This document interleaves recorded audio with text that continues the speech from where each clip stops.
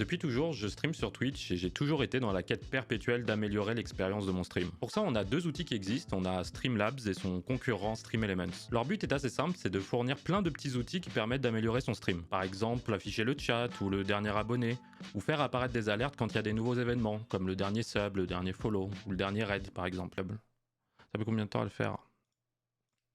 Oh, je pense en 2 heures c'est plié. What the fuck?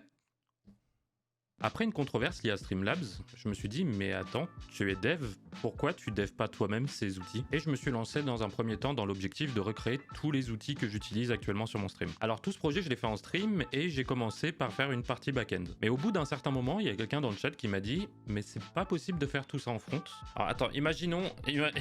attendez, dans un monde sans limite. Ouais mais le problème c'est que si je coupe le stream et que je relance, je pourrais pas avoir le dernier sub. Si je passe par Firebase ou le local storage.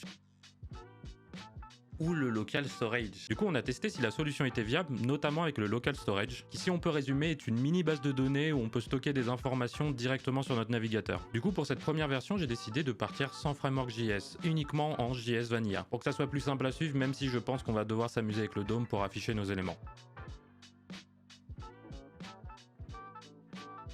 Pour récupérer la plupart de nos informations, on va utiliser une librairie qui s'appelle TMI.js. Son principe est assez simple, elle permet de récupérer tous les événements qui passent par le chat Twitch. Par exemple les subs, les raids, les hosts, les gifts. Ce qui est bien avec cette librairie, c'est qu'elle nécessite aucune authentification et aucun call API. On a juste à lui fournir le pseudo Twitch de la chaîne dont on veut récupérer les événements. Donc j'ai défini les événements que je souhaite écouter, les subgifts, les raids, les hosts. Une fois qu'on a défini nos événements, il suffit juste de les écouter, et s'il y a un nouvel événement, l'afficher sur notre page, et le stocker sur le local storage. Comme ça, lorsqu'on quittera OBS et qu'on le relancera pour le prochain stream, on pourra récupérer nos informations. Host, raid et sub.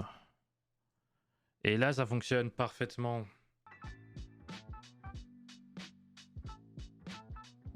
Il faut aussi qu'on affiche un bot chat sur le stream. Pour ça, j'ai déjà développé un petit outil qui s'appelle PrettyChat, qui est accessible à tous et open source. Il suffit de mettre son pseudo, choisir un thème, et on a un magnifique chat à afficher sur son stream. Mais là, on va refaire une version pour notre projet, et ça fonctionne comme pour les informations.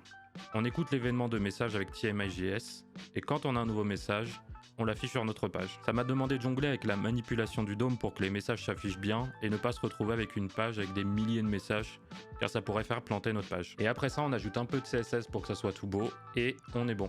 Vous êtes prêts? Est-ce que vous êtes prêts? Do a barrel roll. Oh!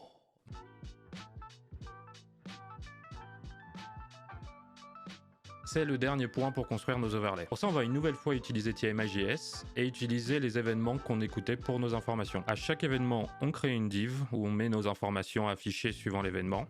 Par exemple, Fabrice vient de ce sub. On l'ajoute au DOM, on la fait apparaître avec une petite animation CSS et on la supprime. On est plutôt pas mal. Donc on a nos infos, on a le chat et on a les alertes.